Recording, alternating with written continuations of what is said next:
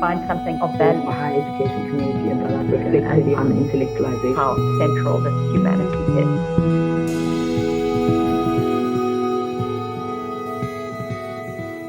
Welcome to The Academic Citizen. I'm your host, Mahita Ikani. The magnificent 2021 painting, Original Sin, in a Circle, by Johannes Pokela, shows an array of figures that could be historical or futuristic, arranged in a fantastical scene suspended as if between heaven and ocean. Fittingly, the painting is in shades of indigo and blue. Following on from the last episode, where my co-host, Dr. Nosipho Mngomezulu, thought with green to explore various aspects of our relating with land, the ground beneath our feet, and the ways in which our social relationships can be greened. Today, we think about that other version of eluhlaza, blue. This journey will take us into and below the ocean, and beyond forms of earthbound thinking.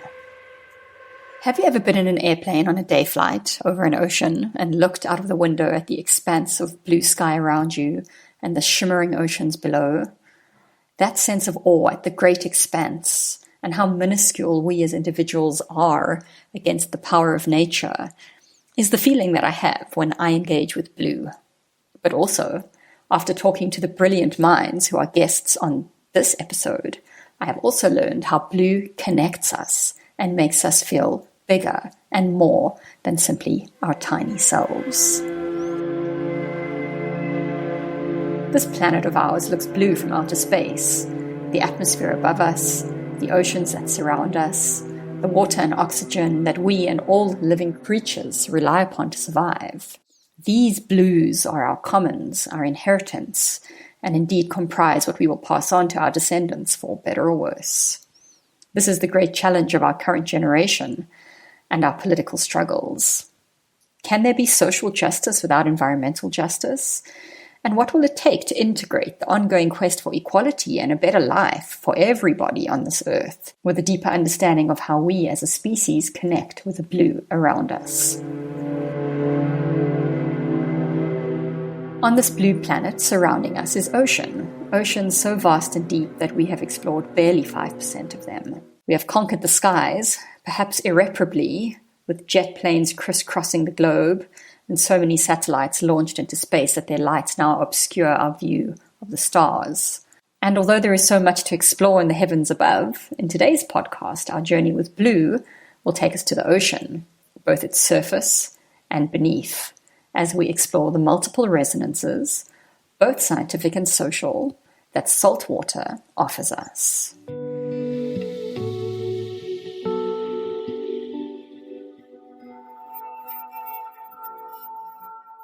I'm Meghan Judge. I'm an artist and a researcher. I'm based out of the Oceanic Humanities for the Global South project at Wits University in a department called Wiser there, and the Wits School of Arts. Welcome to our podcast. We're looking forward to exploring blue with you. So I believe your interest in working with the ocean as an artistic modality and as a research topic, it emerged partly from a very interesting journey that you took many years ago on a boat across the seas. Can you tell us, how did you end up on that boat and where did it go to and what was it like?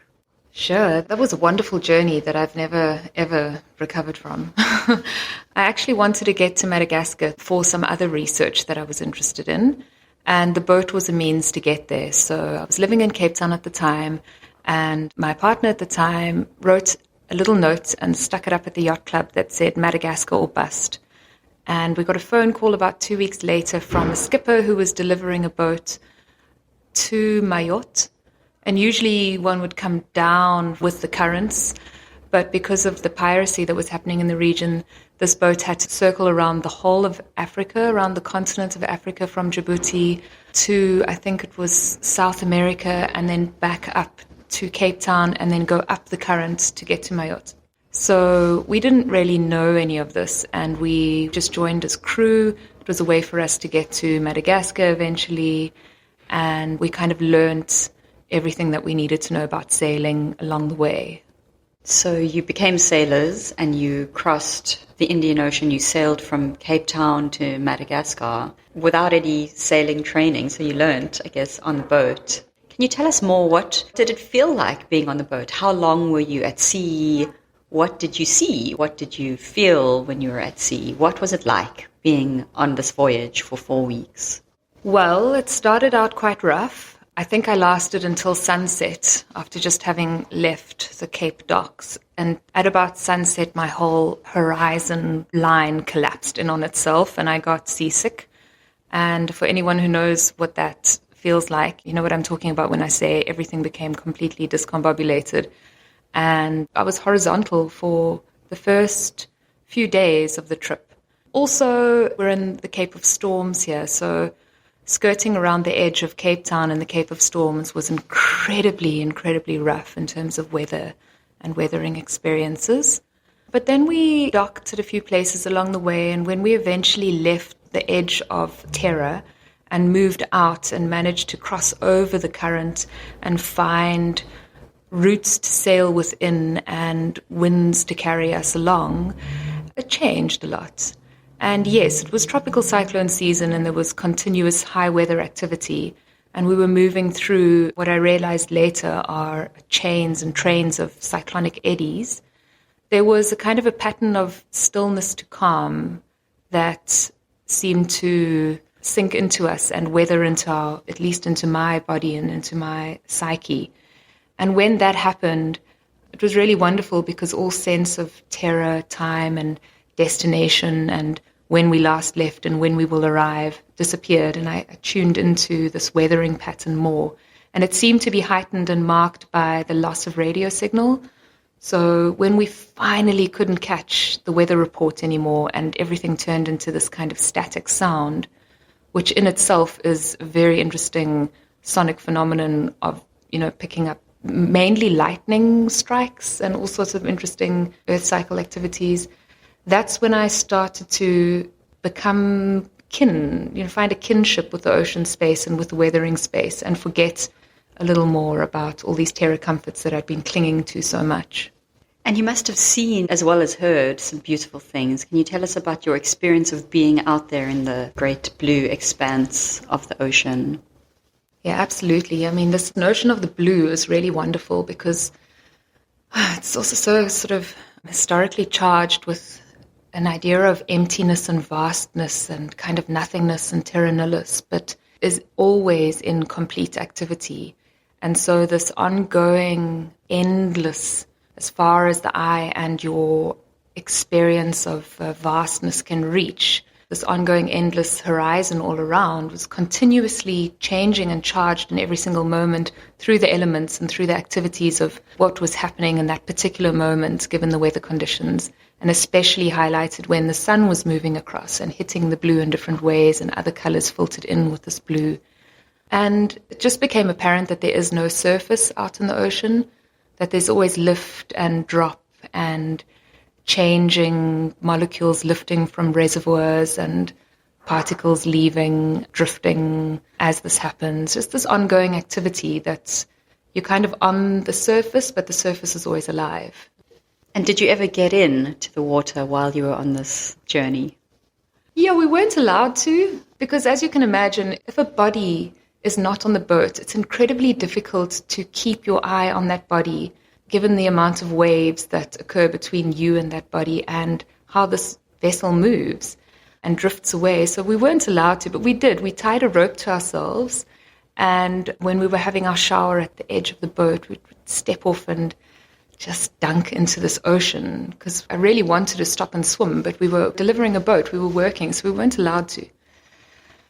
And the experience of going under the water and looking down and seeing blue in that way where there's an endlessness to it and blue occurs because of the vastness of space. It's not like if you pick up the water in your hand and you look at it, it's not blue. It's a phenomenon of vastness.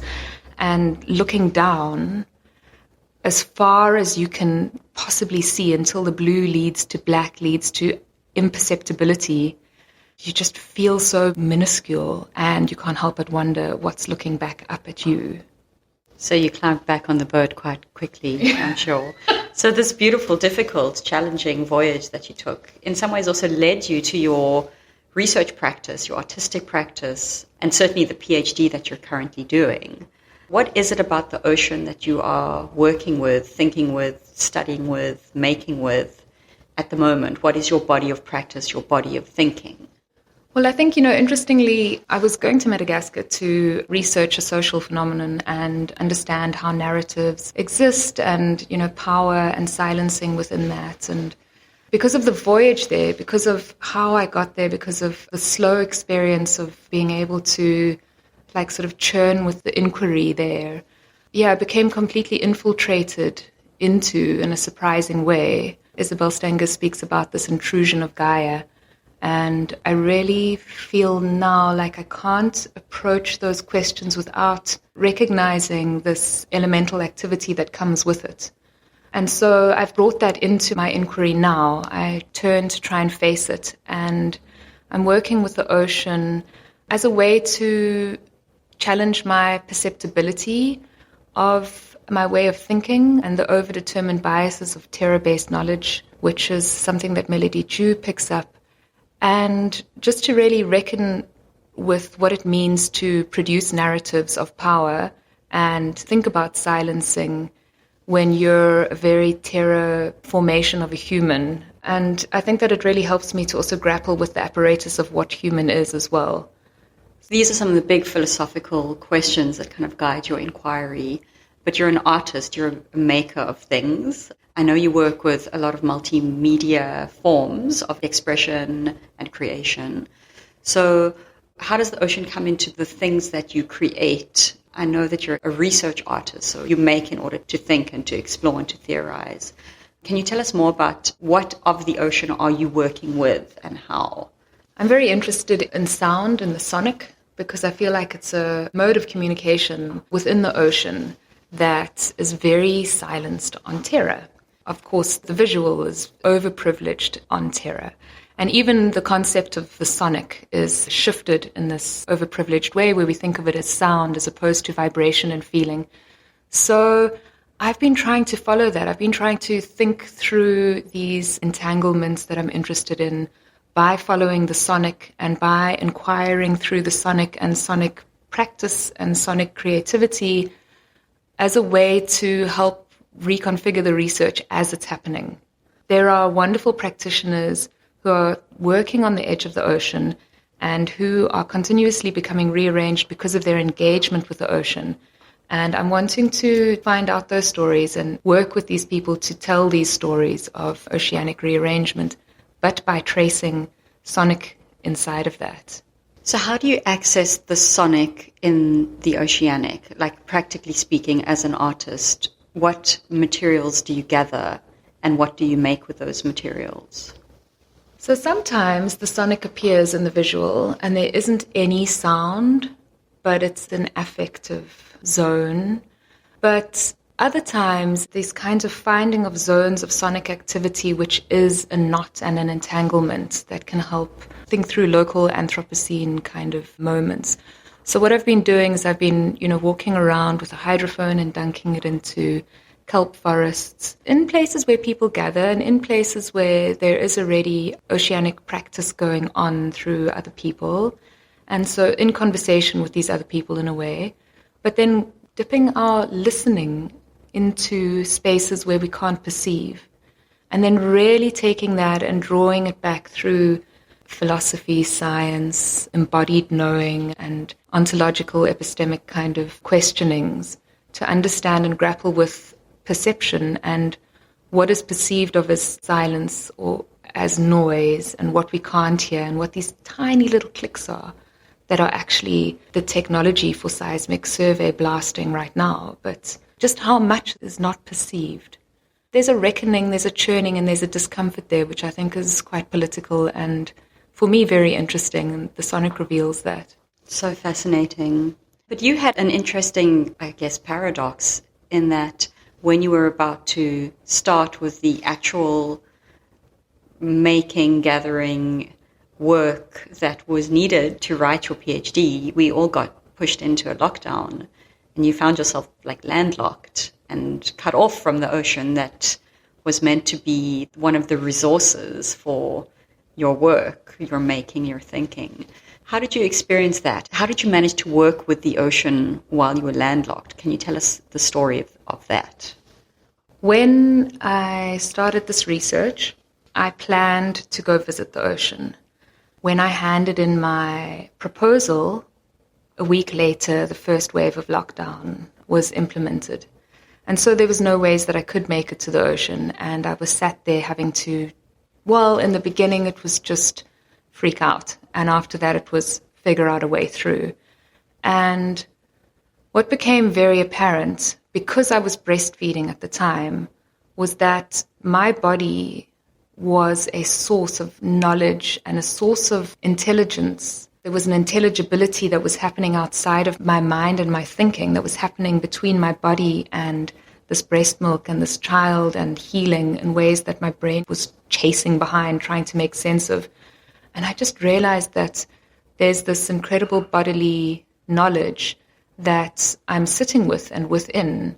And it was really through finding and locating within myself these spaces of rearrangement that connect to the weathering activities in the ocean, that connect to moving in the ocean, that I always knew were there. I always thought I had pools of water inside of me left over from being in the ocean.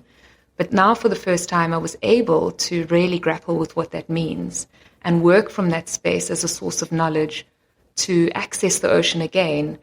What's come from that is that I think I'll always do that. And I realized that this entanglement with the ocean, this relationing is ongoing. It never ends. It's not an event that existed in the past. It's an ongoing phenomenon. And I'm always rearranged by it and always in relation with it and through it. So this beautiful metaphor, or I guess theoretical position that you take, that there is an ocean within, certainly within you as an artist and a maker, but then can we extrapolate that to say that there is an ocean within each of us? What does that mean tangibly? We are all bodies of water. We are fluid. Our bodies are not really bounded and binaried by where our skin ends. Just like the surface of the water, there's continuous activity between us and the material world around us.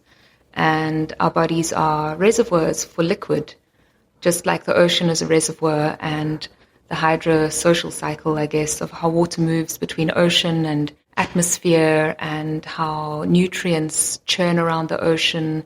These kinds of phenomena, I think we're not separate from. I think it's a question of thinking about ourselves as being in relation with and really disrupting that Cartesian divide of intelligibility and materials, recognizing ourselves as a part of that, as being within that, as absolutely reliant on earth cycles. Our every second breath comes from the ocean, we know that, but what that actually means and how our daily activities of living in this world really affect that. Christina Sharp put it really well. The deterioration of bodies inside the ocean have led to these pieces and little tiny particles of slaves still existing in the ocean water, which are eaten by fish and consumed by people.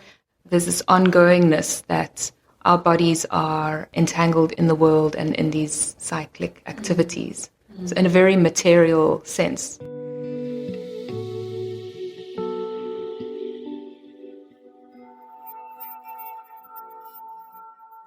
Last summer, a massive public outcry and legal battle took place to try and stop Shell, the fossil fuel company, from performing seismic surveys off the coast of the Eastern Cape, one of the most beautiful and unruined stretches of coastline in South Africa.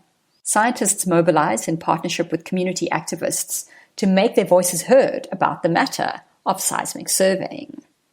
To help us understand the ways in which sound affects non-human living creatures, especially those that live underwater, and why seismic surveys are problematic, we spoke to Dr. Aliza le Roux.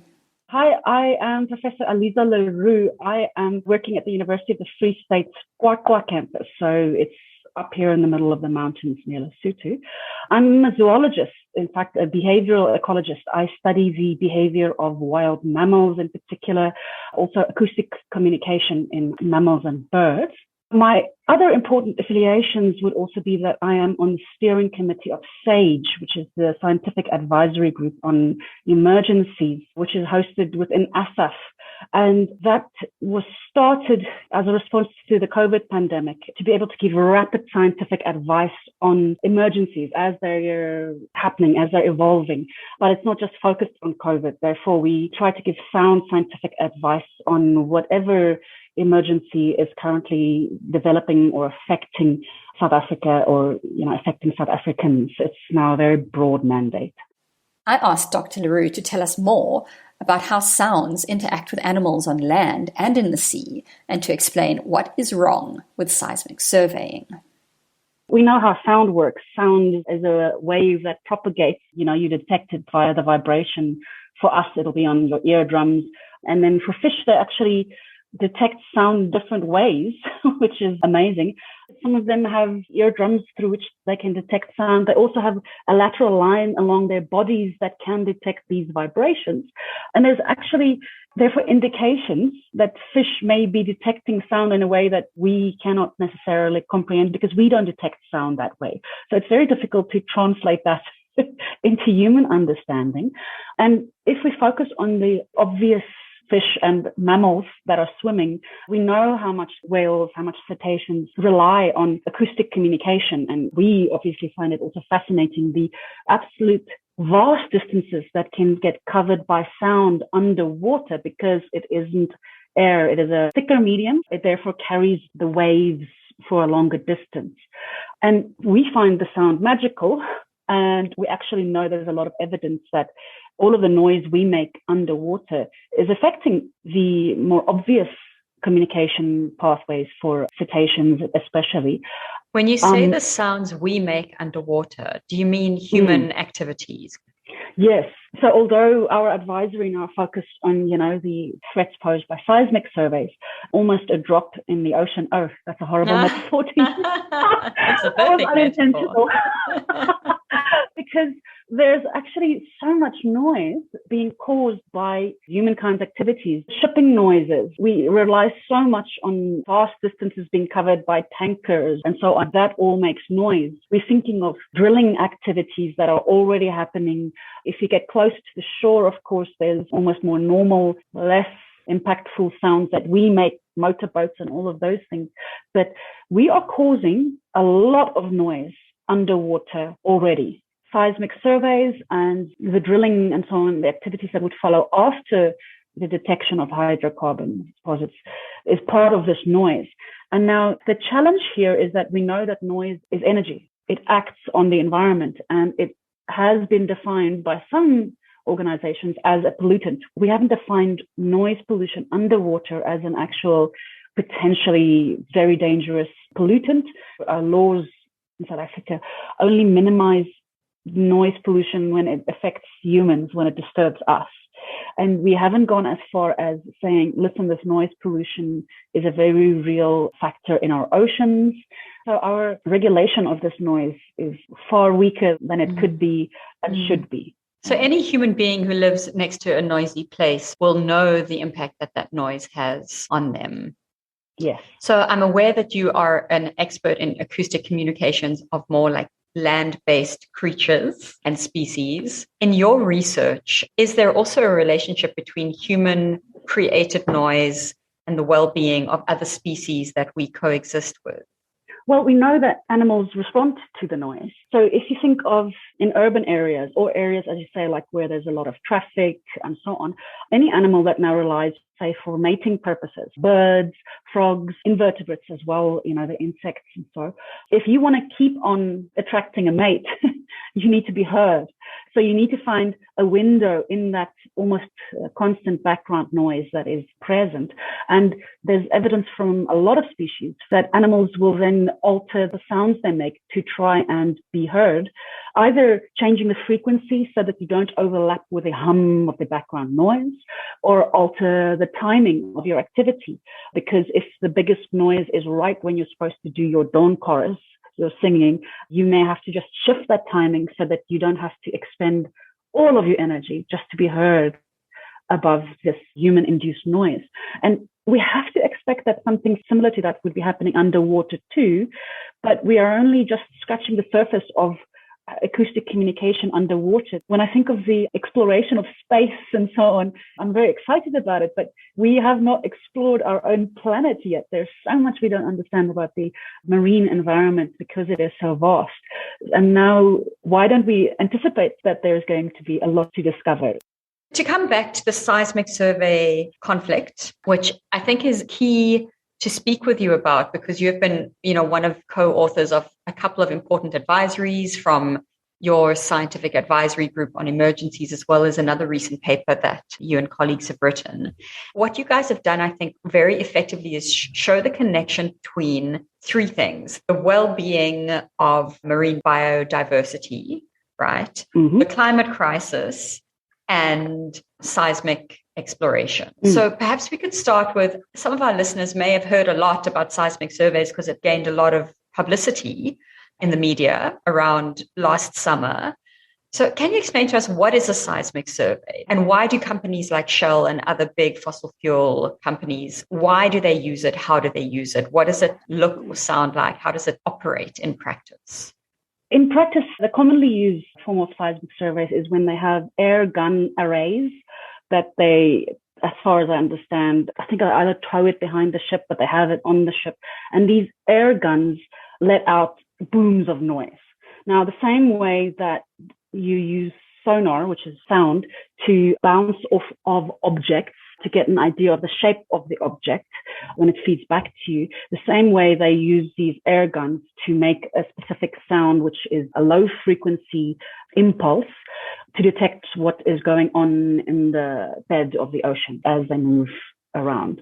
And I believe that especially the lower frequencies give you a very good indication from this almost sonar-like reverberation of where there may be hydrocarbon, so shale gas effectively deposits under the water in the bed of the ocean. So they use these really loud booms, and they're repetitive, right? It's not just once off. It's these ships are towing these guns effectively that set off very loud sonic explosions repeatedly in order to try and map the presence of hydrocarbons under the ocean floor.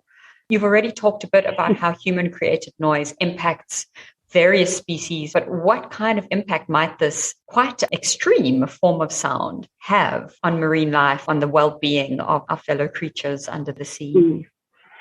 So different impacts have been documented. Sometimes studies have been done showing very limited effect of the seismic survey on, say, a specific lionfish or so. They don't see that the lionfish responds to this.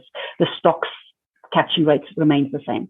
But there are quite a large number of studies that show, for example, whales and the cetaceans that we think of that use acoustic communication. They move away. The easiest response of any animal is to get out of the way of the swim. Swim for your life. Yes, basically, yes, swim away. So behavior changes, that has definitely been documented. And this is why any country that is a signatory to agreements to protect, for example, cetaceans, they have to agree to also protect them through sound. And this is one of the reasons why the seismic surveys say that they're being environmentally aware by starting the booming noise slowly. So it's like a soft start. They don't immediately start with a rat-tat-tat-tat-tat-tat. They give it a gentle increase so that they can give any unobserved whales or dolphins, etc., a chance to move away, which, of course, means that we all know that they are affected by this. I am aware of some other studies where the seismic noise caused krill populations to crash. So the krill is what some whale species eat. So invertebrates, their populations imploded, probably temporarily, but it affected temporarily their population size. We do know that there are some other species that will also then try to get out of the way. And I don't want to say that this is necessarily causing direct physical harm, it's not like spearfishing or some physical thing, but we still know so little about the effects this can have, and especially species that we don't find charismatic or economically, commercially important, right? We haven't been studying the effects of these very loud noises on them. It all happens in the deeper regions, offshore. It's not close. And that's the area especially where we know so very little. So we simply don't have enough information to know how much damage could be caused. Yes. And this is what we've also been arguing is Shell and other companies that can benefit, obviously, from seismic surveys, they're saying there's a lack of evidence. Evidence of absence is not the same as absence of evidence. Very well put. Yeah, so they're making the wrong argument here, and you could buy it if you're the right person. You want to buy that argument. So, I mean, the fluffy, media-friendly narrative of dolphins and whales, who are these kind of beloved species amongst many humans, are going to be affected is one angle. The lack of knowledge, actually, about what happens and what kinds of species exist even, and how they exist and how they live in the oceans. It's a huge area that requires research that could be interrupted in ways we can't even begin to imagine. And then on top of it is the argument about extracting hydrocarbons. So we are firmly into the age of the climate crisis. I don't think any of us can pretend that we are unaware of what the science is saying about carbon in the atmosphere. So would you like to talk to us about how this seismic surveying ties into the climate crisis and what implications that might have for us specifically here in our context in Southern Africa? So the seismic surveys themselves are not the direct contributors, I'd say, to the climate crisis, except that it could potentially be contributing to the biodiversity crisis that we're also facing. And yet we do not know. We cannot say that for sure, of course. But seismic surveys are the precursor to hydrocarbon, to the gas extraction. And that is a fossil fuel, even though it sounds like it's not a fossil fuel. It is a non-renewable source of energy. There are potentially billions of barrels of this gas under the water in South Africa's economic zone. And these gases, when they are being used, quite simply contribute to more carbon in the atmosphere. On top of that, once the deposits are discovered and then the decision is made that, yes, we need to now extract this gas, there is another process that is followed, but it takes a decade or so for the whole process to be ramped up, for the fossil fuels effectively now to be extracted and produced. And it takes a while for that now to become usable as a source of energy, which of course we need energy in South Africa. So it's not like instantly there's gas. You're in for the long haul here.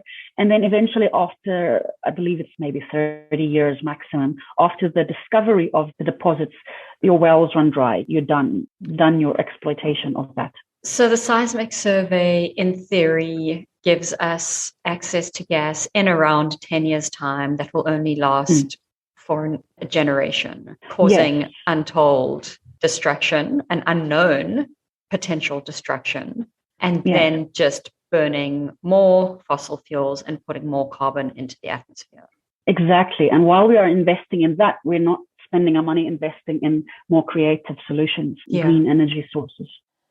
As Dr. le Roux pointed out, the gas that fossil fuel companies like Shell want to extract from below the ocean floor will end up being burnt, the waste then dumped into the commons, not at cost to the companies that produce that waste, but at huge cost to current and future generations of humans and all of our companion species on this planet. The ocean and atmosphere are connected, both metaphorically and molecularly. The oceans also absorb waste carbon, and their acidification is one of the main results of the excess carbon that humans, specifically those that control economies in order to enrich themselves, have been burning for centuries. The climate crisis is therefore one of the main destinations that we reach when we travel through blue.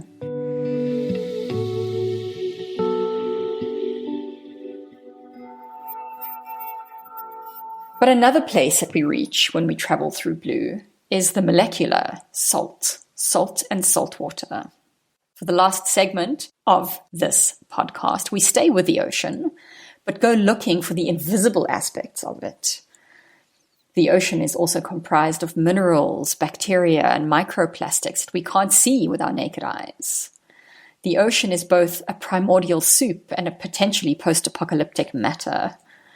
It is from the oceans that all life sprang, and the oceans also provide much nourishment to many species.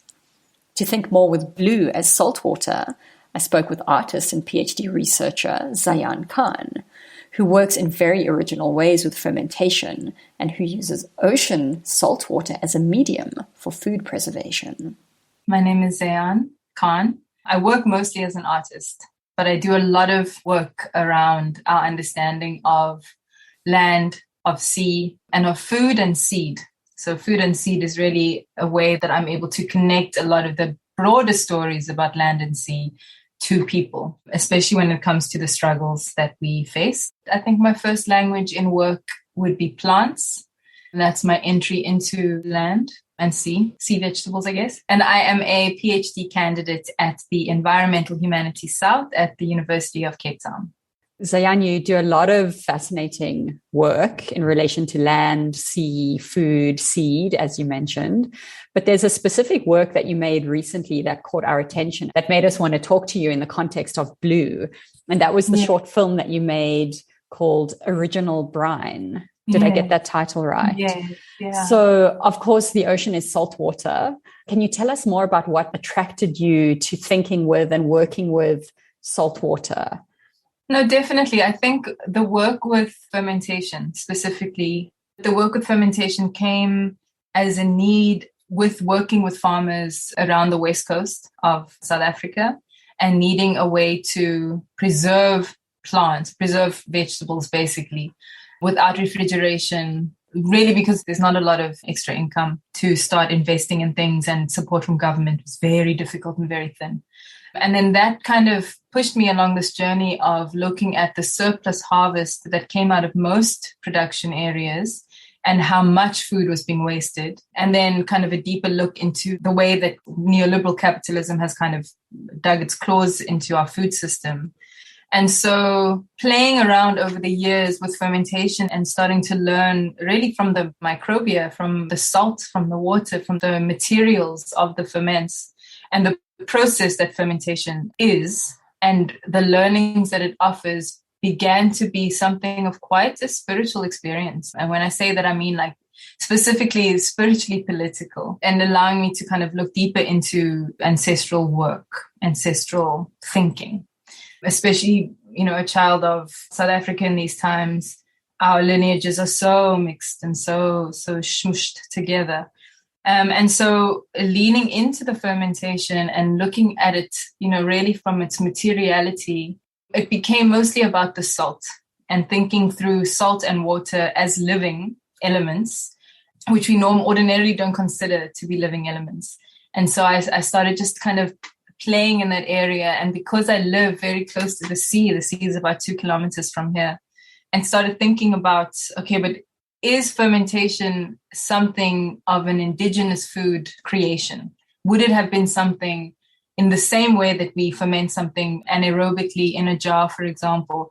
Would that have been something experienced here at this very shoreline? And we know there are certain stories about fermenting meat under the shoreline in the sand, and all these kind of tidbits of information. But then I started thinking about what is that salt wateriness, and what does that medium offer us when we're at sea, when we're on the shore, and when we're on land. And then leaning into salt even more and into these like elementals, you very quickly realize that these elements have been here for billions of years.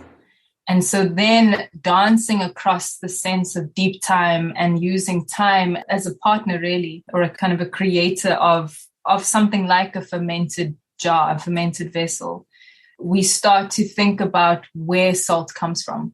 Where does water come from, you know? And you have to go back billions of years to understand those things. And at that entry point, or at that beginning, there was also bacteria. And so starting to think about where life has evolved from, where my ancestors reside. When do I start considering my ancestors mine? Is it just at the human? But before that, life evolved from something else. You know, where are these hard lines? Where are the boundaries? Thinking about the planet at a time before seas, you know, when the earth was one big ocean. And so Original Brine is really taking into account all of those thinkings and the elements that make up what we are today, thinking that we are also salt, we are also water, so much of us. And especially in this process of becoming mother, and now thinking through descendants and the futures the flexibility of the way time dances becomes a much broader palette with which to operate and work.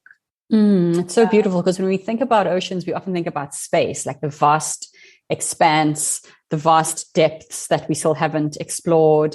But it seems that your thinking is encouraging us to also think about oceans in terms of time. So like the deep time of the ocean, and the oceans as almost the origin of all life. Yeah, exactly. And I wonder if there's anything you want to add to your observations on how all life as we know it, to an extent, emerged from salt water.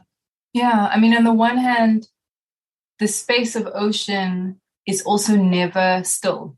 There's never stillness in this space. It's constantly moving and dissolving and diluting. So to think through that word solution also, as an answer, as a space to develop even more, but the ocean is, the solution of everything that's lived. Everything goes through the ocean. Even when we throw a piece of plastic away and it lands in the landfill, it's very quick that all of that leaches into the ground below and then, ends up in the ocean. That's just the way of the world. When we think about water and clean water in industrialized time, and using water, the same water that's flushing our shit down the drain, basically, is the water that we're drinking. There's something really interesting in that, in our relationship to something so sacred.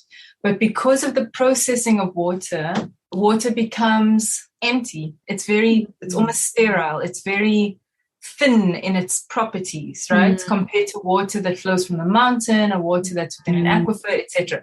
So water is then kind of taken from its habitat, taken from the land, to become something that is sterile and what we consider clean and good enough to drink, good enough to use in hospital, good enough for all of these things. Water should be mineralized, right? To be healthy. Water should be mineralized to be itself, because when you put water into a system, with this kind of industrialized water, it will pull minerals from its environment, whether that environment is a mountain stream or whether that environment is a body. And so when we look at a lot of the bodies that are walking around, and like a lot of my people are struggling with hypertension, with cancer, with diabetes, a lot of lifestyle illnesses, high blood pressure, etc., drinking water like this can also be pulling all these minerals from these people. So there's something that we're missing. Yes. That becomes a missing link, and it's not kind of known. But people just kind of assume that the water that comes out of the tap, is good to go. But that water can also be detrimental for our health if not mineralized. And I think that connection that you're drawing between water and the mineral state and them being ultimately connected. Water is like the archetypal elemental medium in a way, right? The thing that connects all living existence, and also the thing that flows and can get through almost every material. And yeah, you're raising some beautiful points there. The water needs to be a solution, right? Water cannot be, hydrogen and oxygen. It's got to be a lot more than that. I mean, a lot of the solution people will say is that it's, it's got fluoride in it, etc. But when we look at salt as well, a lot of the elemental salts, there's different kinds of salts as well, and so we have to just consider it in terms of that as a solution, as opposed to something very thin. Our producer, Taryn, referred to you as the fermentation queen. You have a lot of amazing expertise and knowledge about fermentation as a process for preserving food. Can you tell us more about whether, and if so, how, I'm not sure if I fully understand it, how you can use ocean water as a material for fermentation? Material, I think, is the wrong word. But do I understand correctly that you can use ocean water to ferment and to preserve food? Precisely. So the short film Original Brian was commissioned as part of a project called 100 Ways to Say We. And it includes a recipe in there of how to ferment with the ocean, which is basically to say that all oceans are saltwater bodies. Saltwater is a brine, basically, and it goes according to various percentages. So lower percentages between 2, I guess, and maybe 8%. Maybe 8 is a bit high, but let's say that is a catalyst for microbial activity, right? For particular microbial activity like lactobacillus, what we call lactofermentation. There's many different kinds of fermentation. Here we're focusing on anaerobic salt fermentation. Yet, if you go higher than that, salt water then just acts as a preserver because the amount of salt in the water is too much. It'd be too corrosive for the bacteria to thrive. And so if you look at different oceans, different seas around the world, there are different salt water contents within those seas. And you know this by excluding the water from that ratio. So if I were to collect 5 liters of Atlantic water and boil it down, I can work out what the percentage of that salt water is by seeing how much in weight the salt is left in my pot compared to how much the water was, right?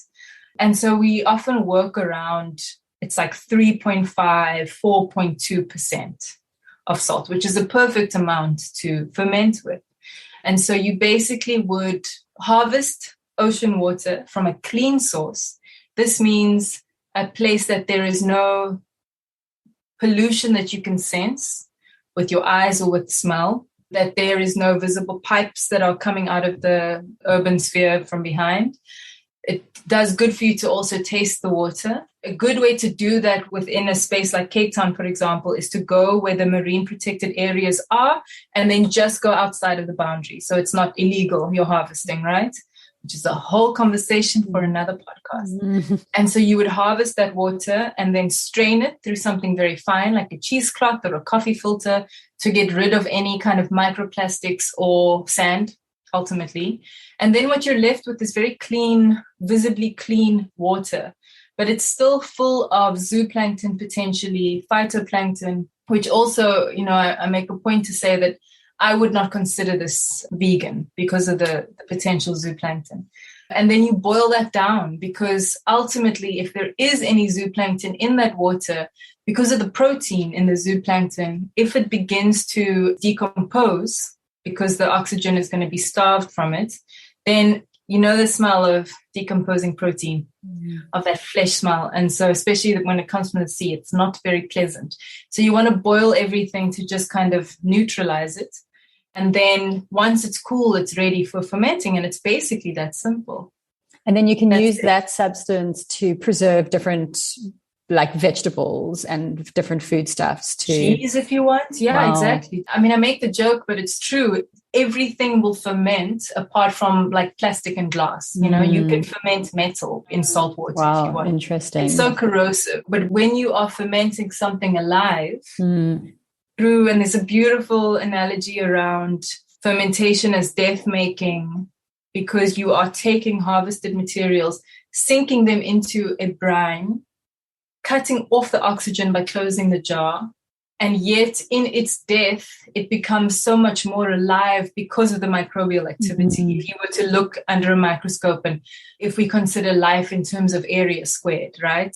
And you looked at it before and after you fermented it after, it's ridiculous. It's like trillions times more. And I don't know what a trillion is, but it's a lot more than what it was, you know? Yeah. So beautiful. It's really that simple. Well, it doesn't sound simple. It sounds complex, but it sounds very beautiful. What do you think the relationship is between, I guess this is a big question, but I mean, you know, obviously there's a food security crisis, and perhaps you're making the argument that fermentation is one way that we can address that crisis.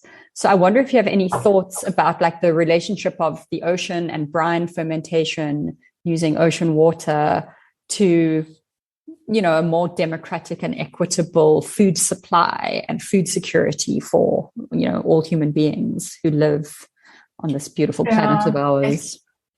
It's complex in many ways because the design of food insecurity goes back so many hundreds of years, and really institutionally severing people from the knowledge of survival, which is how to eat, you know? And it goes beyond that. Obviously, we know how do we menstruate without capital? Even sex is full of capitalism, and birth. I mean, it's a whole thing. But with food, fermentation is one element that we've lost almost completely. We know that it still exists with alcohol, making alcohol, and people, you know, being able to make alcohol in their homes. And lockdown really taught us a lot about this. We know that there's a lot of conversation around fermenting wheat and salt and water to make bread. And there's been a huge revival of that because, I mean, there's a lot to speak about in terms of corporate collusion and, you know, genetic modification within the bread that is a staple of our country. But in terms of fermented vegetables, the lines begin to blur a bit because we have the conversation about salt and how salt can be detrimental to those who have health issues, diseases, which is a bigger conversation that we may not be ready to have right now. But I think an alternative, or looking at the ocean for solution, there's so much to be said about sea vegetables. So much to be said about sea vegetables. Even if it was kind of a hidden in plain sight food additive much more than it is now, because sea vegetables are so high in bioavailable nutrients, which means that it's very easy for the body to assimilate them, and that they grow at such a rapid rate. Like, it's crazy amounts that seaweed can grow within season. And it's very much available, except there are holdups within the permits to get allocation to harvest seaweed. It's all been taken up by others, and there's no space for thinking about sea vegetable and nutrition apart from what we call agar. People say agar, which is used industrially quite a lot, but not as a vegetable, The reason I say this is because in the years of doing this work, the path to success is much easier walked with something like sea vegetables than it seems to be with fermentation, because there's more conversation to be had in that way in terms of lactofermentation, anaerobic, using something like seawater. But the last thing I want to say about that is that looking at seawater outside of fermentation and looking at it in terms of just a cooking ingredient is something that I started doing when we were, what was it, day zero? What was that, 2016? I started using seawater in day-to-day cooking. And how can I replace water with something that is, so freely available? It's easier and quicker for me to collect seawater than it is to collect spring water. And I think that's also a missing link, because the salt that people are consuming, the cheapest, most available salt, is also it's mineral rich, but it's very thinly mineral rich, right? It's more sodium than anything else. So that conversation I was saying, that's difficult to get into in terms of people who are struggling with dis-ease and salt, and having the conversation about salt. I don't think we're quite there yet, but to say that seawater can offer something else. Seawater can be added to your soup instead of you adding that salt, Seawater can be used to soak your beans before you cook them, and then you wouldn't have to add salt to your meal, stuff like this. And so thinking in terms of what are our food preparation processes where the ocean can play a part, for free.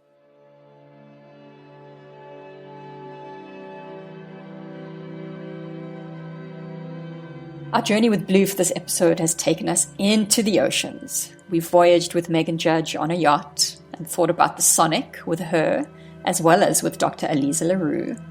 And we've explored the mineral composition and fermentation possibilities offered by saltwater with Zayan Khan.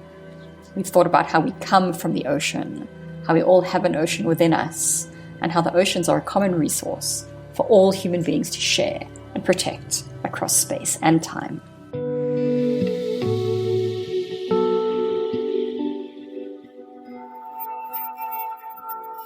With that, it's time to read the room. And here are a couple of suggestions of great things to read in relation to oceans. My name is Jackie Kuzgay, and I am a postdoctoral fellow at the Wits Institute for Social and Economic Research. The book I am recommending, and which I briefly talk about, is Writing Ocean Wells by Sean Lavery.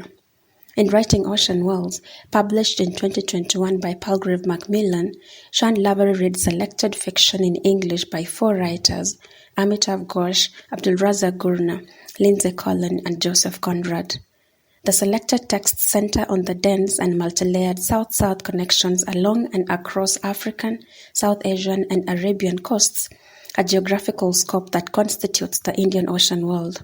The interport and transoceanic imaginations carried in the selected novels, and therefore in Sean Lavery's book, shift the literary space from land to sea and expand the outlook from nation to world. Just as the texts Sean Lavery reads cover an expansive geographical scope, so too do they account for an extended time period. They cover pre-European navigation of the Indian Ocean and extend to the post-colonial period.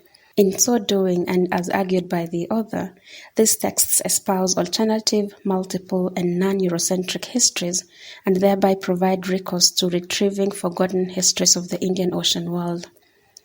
Their success in capturing these alternative and otherwise forgotten histories is partly because the authors draw from a myriad of sources in writing these novels, and these include lived experiences, familial and collective memory, folktales, religious teachings, and research.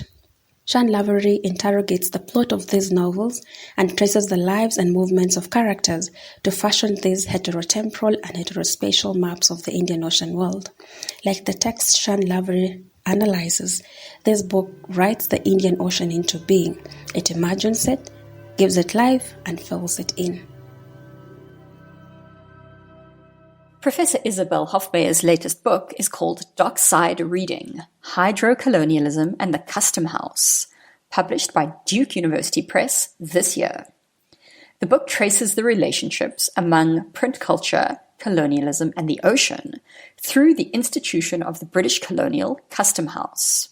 In Professor Hofmeyer's own words, in a piece about the book that she wrote for the conversation, she says the book is an attempt to embed print culture in the field of oceanic studies, to put water and paper closer together, by tracing how dockside protocols shaped understandings of copyright and censorship. She continues, and this is a quote from her piece in the conversation. The literary consequences of a custom house eddied outward from the dockside, at times onto and under the water. Customs inspectors dumped unclaimed, smuggled, or banned items into the ocean, as did passengers approaching those ports where pirated reprints of copyrighted works were not permitted.